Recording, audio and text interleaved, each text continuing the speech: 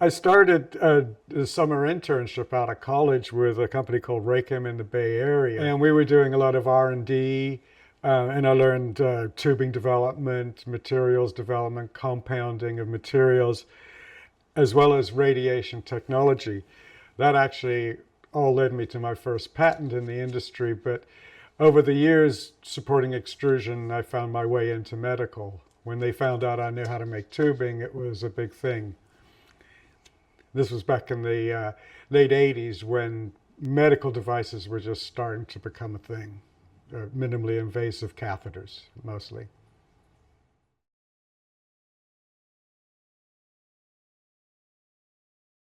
Oh, it was really in its infancy. We were doing the first balloon angioplasty catheters, which now is just called plain old balloon angioplasty, and the number of products have just blossomed over the years. But in the late 80s, there was really no equipment suited for this, and so we just kind of kludged things together.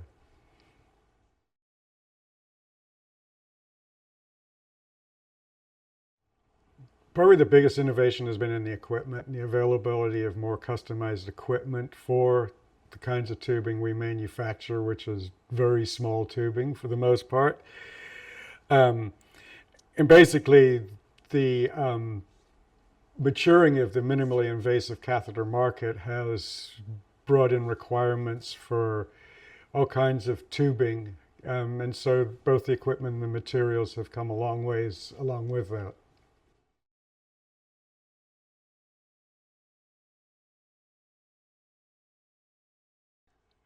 No, unfortunately, and that's one of the comments I have down there is that we basically find people that know how to use hand tools, wrenches, maybe they've wrenched on their car, and bring them in and teach them how to make tubing. And the smarter ones will go a long ways, even towards engineering support. But most of the colleges that have engineering programs related to medical plastics, they're all coming out with degrees.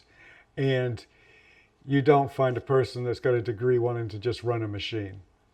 They want to work with big projects and stuff like that.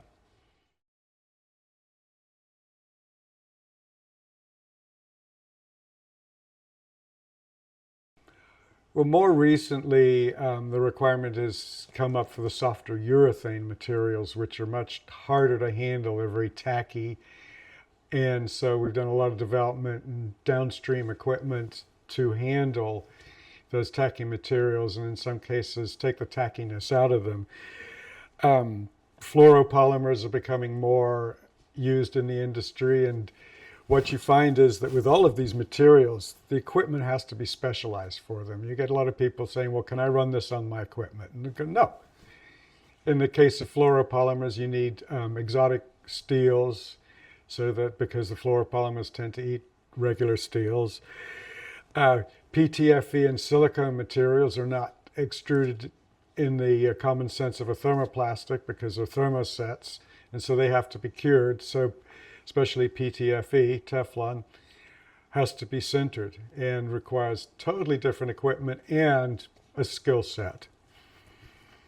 Um, Also with materials, there's a lot of challenge with lot to lot variation.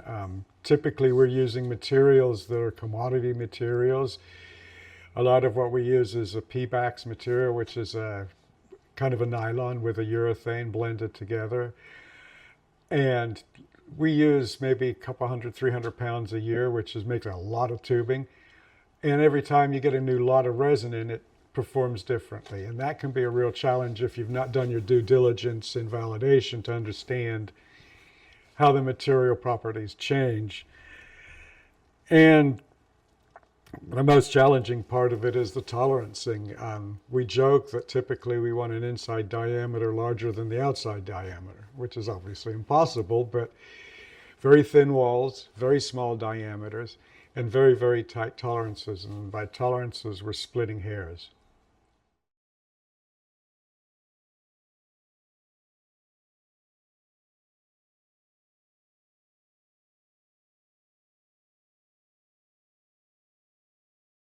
So the extrusion processing for metal equipment has really evolved since the early days with the POBA products that I talked about, in that now you can buy extruders sized correctly. Back in the late 80s, you couldn't really get below a 1-inch diameter extruder, and unfortunately, when you run a 1-inch extruder in its happy zone, you're making tubing quite quickly, hundreds of feet a minute, and typically we don't do that.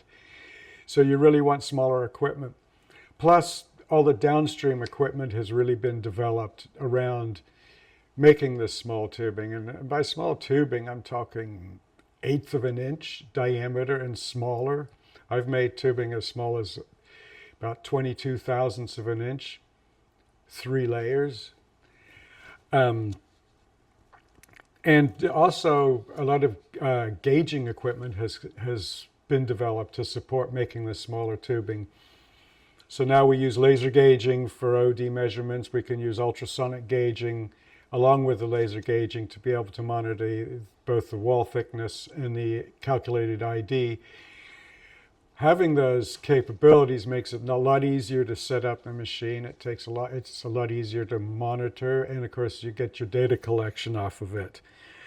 So really the industry has really evolved, and there's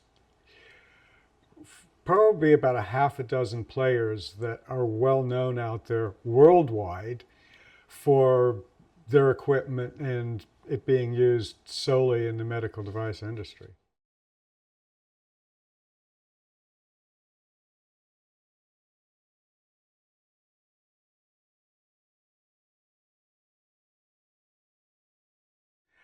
It's a very unique market. I like to say that it is probably the most challenging tubing that you'll make.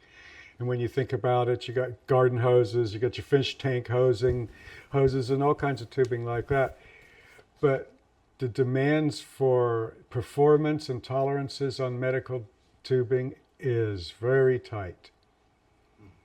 And you have to make a product that's safe and effective.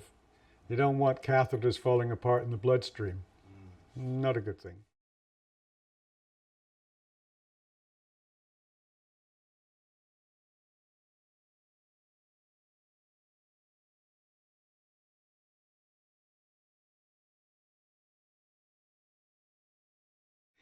So you don't find a lot of automation at the extrusion level, maybe in product collection after the tubing is manufactured. Really more important is the data collection, which is all part of the monitoring system, like I mentioned, with the laser gauging to watch dimensional conformity. That has come a long way. And now it's to the point where you can run a product, and we usually run lots of products, so a few thousand feet or 1,000 pieces or something like that. You can actually get a report on statistically how that lot performed dimensionally. You can also monitor all your extrusion conditions because you've got a piece of equipment there that you're monitoring temperatures, pressures, speeds, and all your downstream. And very often now all of the equipment's ganged together, so you've got one or maybe 2 locations where you can control all of the line.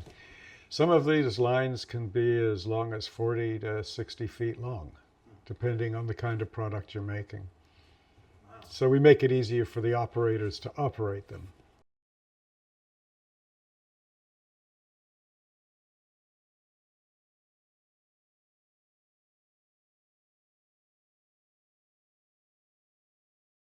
Back when we first got into the real extrusion, medical extrusion market and the equipment, there was a feeling that everything was general purpose.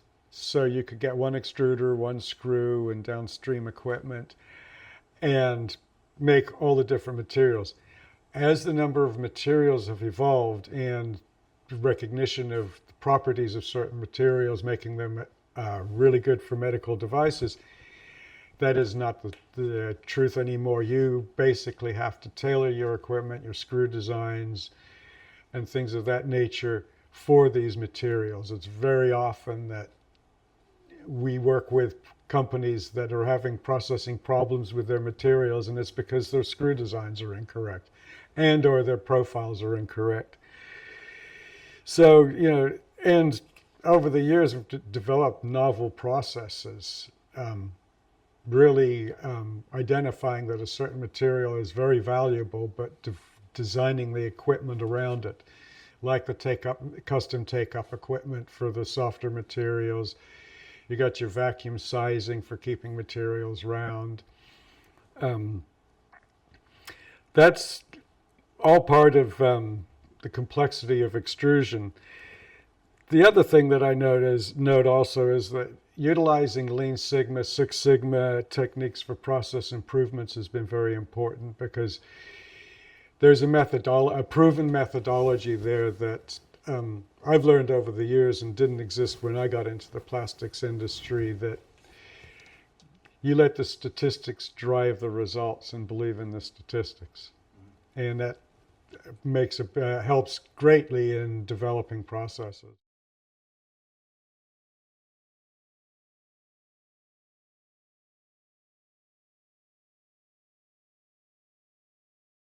So quality compliance is a big part of extrusion, and it's really evolved over the years. In the case of the notified bodies, the FDA and ISO, they've come a long way in standardizing the requirements. Typically, you get FDA approval for the US, ISO for outside the US, but we're finding now more that they're basically the same document, which helps. So the convergence of those standards.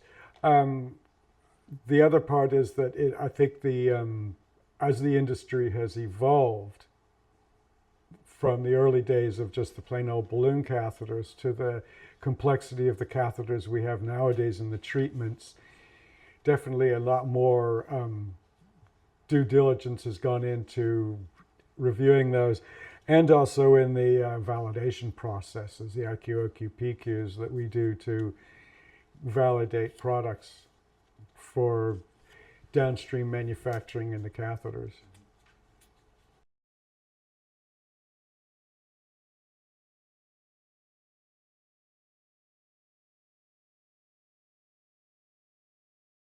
Products we make have to meet the biocompatibility requirements, both leaving extrusion and as a final product. So in extrusion, we found challenges with water quality is the big thing, because we cool plastics down with water. And so controlling water quality, maintaining the equipment in good shape, and also having a good preventative maintenance program so that you can minimize any issues related to water quality. Also, just cleanliness within the area. I've seen everything from just wearing lab coats and hairnets to full clean rooms. And it really depends on how the tubing flows from extrusion into the next processes. Typically, we double bag it, and it can go in a warehouse until it goes in for catheter builds. But yeah, monitoring is a big part of that.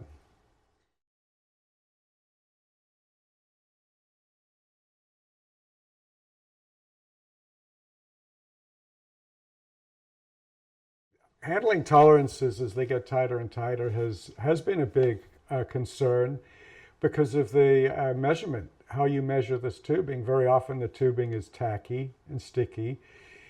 The old methods were pin gauges and snap gauges, which don't work well trying to get into a tacky product. So it becomes very ambiguous, the feel. So from operator to operator, it's a real challenge. What has helped is non-contact measurement systems. With the advent of these very high quality cameras, we can make measurements on tubing way better than we can using hand tools. And so that's really evolved. However, there are a number of different ways to measure tubing, both with cameras, with lasers, with bright light. And so when you get into the tolerances that we often have to meet, which is 0.005, plus or minus 0.0025, which again is like splitting a hair. You need to make sure that you and your customers using the same techniques and that they're validated. Gauge R&Rs to make sure that you are measuring what they say they want and they are measuring what you give them. Real challenge. Yeah, and the real challenge is that often the tubing is tolerance because of the product around it and how small they want to make the catheter to get into the bloodstream. They don't take into account the physical properties of the tubing and what happens to the physical properties of the tubing when you get that thinner wall. And very often, tubing is just tolerance dimensionally and no physical properties, and that can be a real challenge.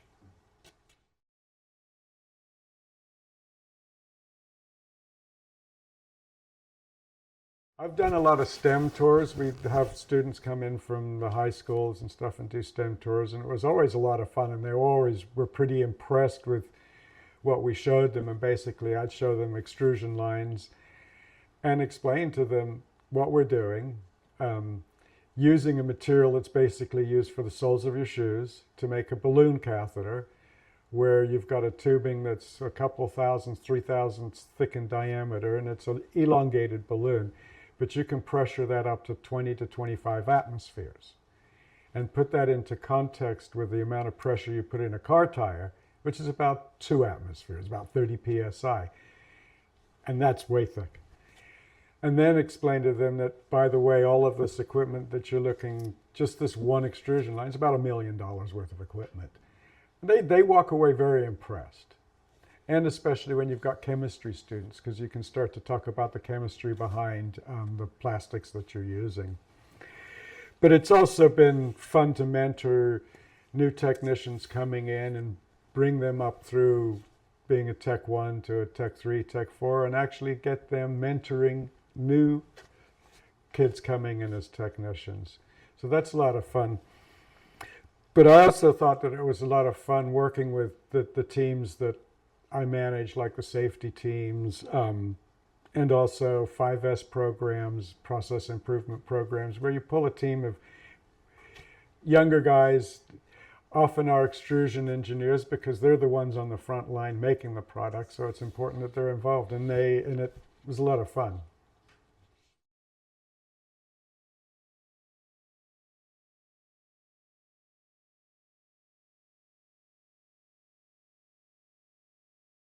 Actually, one of the things I've been really proud of lately, post working in the corporate world, has been setting up extrusion manufacturing capabilities for companies. And basically I did that over 3 times when I was in the medical device industry before leaving the corporate world. But yeah, pulling a group of people together, putting an extrusion capability in, and getting it fully validated. And that really takes a good coordinated team working well together, because you've got the quality aspects of it, you've got the equipment aspects, installation, preventative maintenance, and especially safety, making sure all your safety requirements are in place.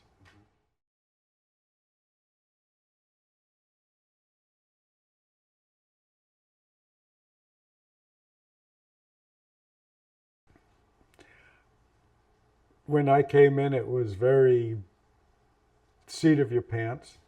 And now it's very organized.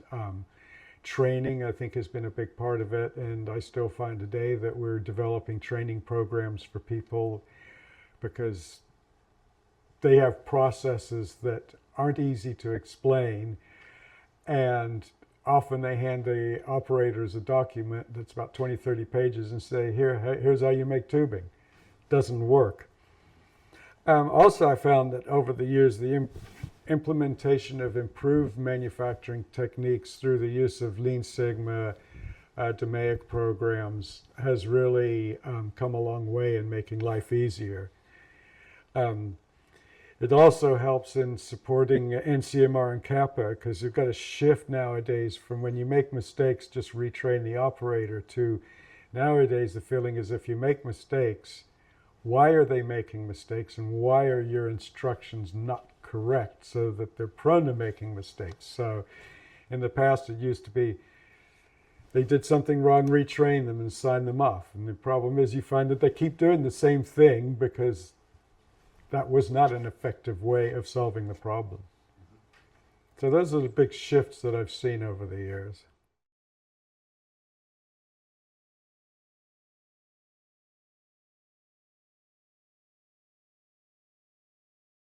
I think that the biggest challenge has been that medical manufacturers have taken on an extrusion capability but do not have the understanding of the technology behind extrusion. Building catheters is challenging, but it's really assembly work. Whereas extrusion is very technical. You need a polymer chemistry background, you need a good engineering background, and you need a decent knowledge of the process itself. And I found that very often the manager just didn't want to understand the problem, just wanted it fixed, which is very, very tough. The other part that comes along with it is that we're poorly resourced, both technically and budgetarily. Because again, it's an unnecessary evil, which I hate to call extrusion that, but they need tubing. It's easier to make your tubing in-house than go outside. It's less expensive when you look at the fully burdened overhead of a piece of tubing. But the technology behind it is quite elaborate. And on top of that, trying to explain lot-to-lot variations in materials, which I touched upon earlier. We typically don't buy large quantities of material. We don't need them. Typically, the plastics industry likes to sell plastics by the thousands of pounds or tons. You know, you've got people making garden hose, you've got people making fish tank tubing, making shoes and stuff like that. We only use a couple 100 pounds, so every time they make a new lot of material, it goes through a polymerization process. The lots are different, they perform differently. Explaining that can be a challenge. The other one that I think has been a big challenge is the unknown requirements of the tubing. Again, I mentioned tolerancing it, IDOD, but what about physical performance? Very often they don't know what they want, or when they do know what they want, it's not attainable.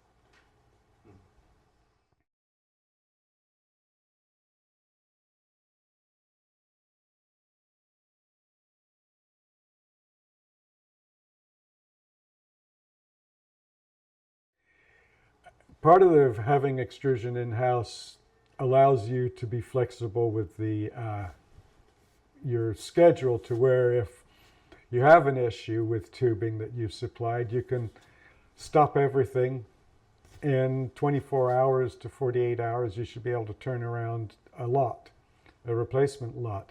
We see that a lot, partly poor yields, again, undocumented specifications where they come back and go, the tubing isn't doing what it did last time. Well, I go, well, what's the specification? Well, it kind of went like this, and now it only goes like this. Well, that's not a specification.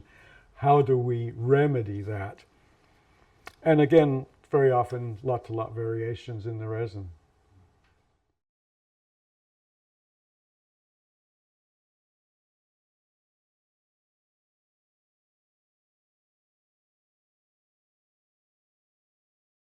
Well, again, Lean Sigma and DMAIC became a big part of my life at one of the companies I worked for when they started training people. And that methodology really helps. It makes you stand back for a second when you have a problem and just don't throw all these resources at it, which we call firefighting. Take a strategic approach to it. These are technologies, methodologies that were taught by Toyota. And very often, a more structured approach not only solves a problem, but it puts the controls in place so that you don't come back 6 months later with the same problem again, because all you did was fight the fire, got lucky, and then you walk away. And I've seen that happen. We bought a new resin lot. It worked. We walked away after we made tubing, and of course never looked to see, well, what's going to happen the next time I buy resin. It's also given me a very multidisciplined background in the years. I've learned how much paperwork is involved, how to handle the paperwork, developing the standard operating procedures and work instructions. Also learned a lot about equipment design. Became very involved in managed safety programs, which is really possibly one of the most important parts of running any manufacturing organization, is making sure that you've got a safe environment to work in. And I became a materials analysis expert in some of the troubleshooting problems that we had. And I also ended up with a couple of patents in the medical device industry, which is always fun.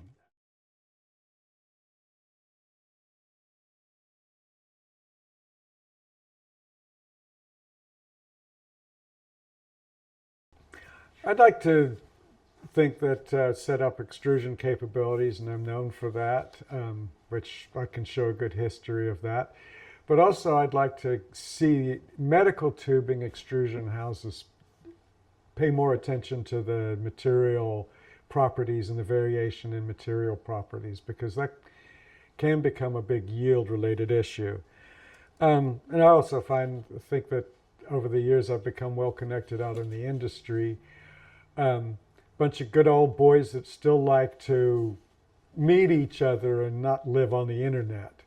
I think really makes a lot of it's a big help in understanding what customers' needs are, networking.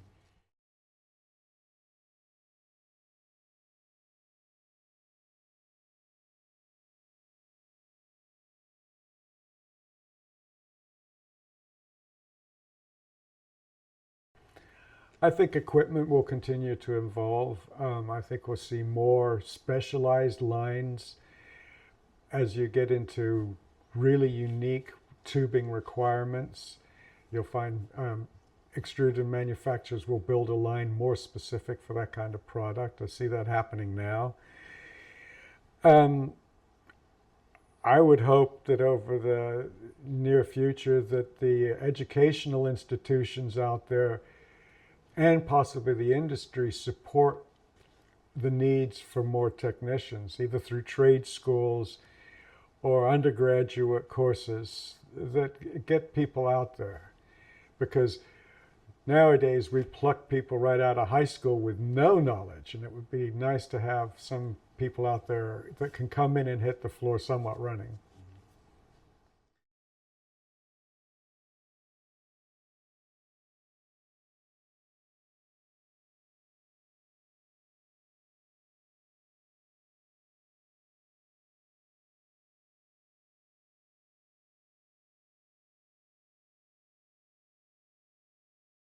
When I got into the industry in its infancy, we, again, kind of shot from the hip and learned as we went along. In the beginning, we all used wire and cable type tooling.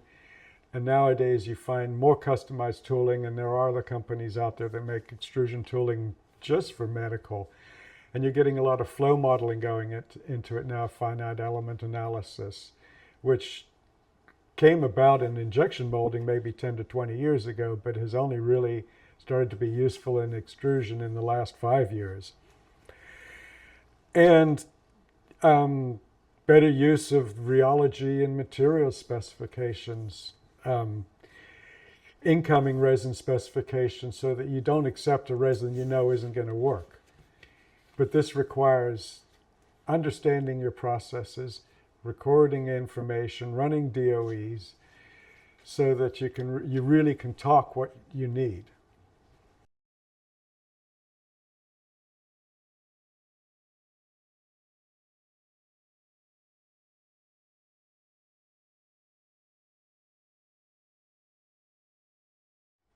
This is an investment in your growth.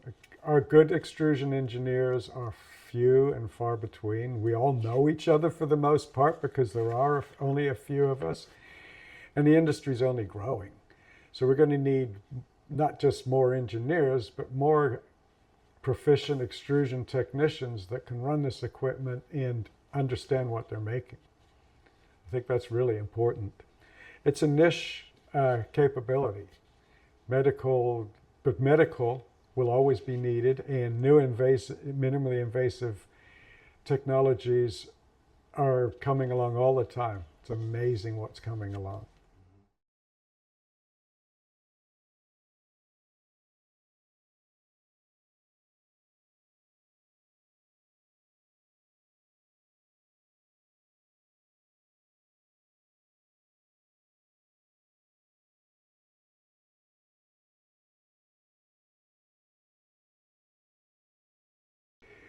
But they're finding that if you ablate at the entry to the kidneys, you can cure uncontrollable high blood pressure. Wow. Well, when I was with a company called EP Technologies before it got bought up and before it became a huge thing, and we were going into the heart and mapping the heart. So we had a piece of tubing with a bunch of electrodes on it, and you'd lay it in the heart and map the radio signals that go through the heart as the heart pumps, and find where there was bad signals. And then we go back in and burn it. And basically it would look like a piece of meat that was thrown on a grill for a second and come off. And you stop those pathways and you bring the heart back to a normal rhythm. Don't even need pacemakers or anything. You just go in, you map the heart, you ablate the heart, and boom, it's back to a normal rhythm. And then I never thought we'd be going up in the brain. And I ended up building neurovascular catheters, going up there for strokes, blood clots, you name it. So the catheters have gotten smaller and smaller, more technical. And you're talking about a catheter that probably costs maybe $100 to $200 to build, a piece of tubing that's all of maybe $2 to $3 worth of the catheter. And yet that catheter is tubing. A lot of it's the burdened overhead going into building that product. But yeah, what we're doing nowadays, and it keeps continuing to evolve. When I got into extrusion, I was doing commodity items. Raychem was doing heat shrink tubing and products for the military. And neat and interesting, but when you get into the medical industry and you hear the stories of how people are affected by the products you make, it brings a tear to my eye. It brings a tear to a lot of people's eyes, because we've seen stories where a family had a young boy, not even a year and a half old, that was having terrible headaches and had a fever and everything, and the doctor said he'll get over it. And the family happened to work for Stryker doing neurocatheters, and they were diligent about it, and sure enough, the kid had a brain bleed. They were able to go in, fix it, and now you see this little 2-year-old running around the audience of all the engineers and people at the company like you would not know. And it's like, oh my God. And we saw stories like that all the time. Medical is kind of cool.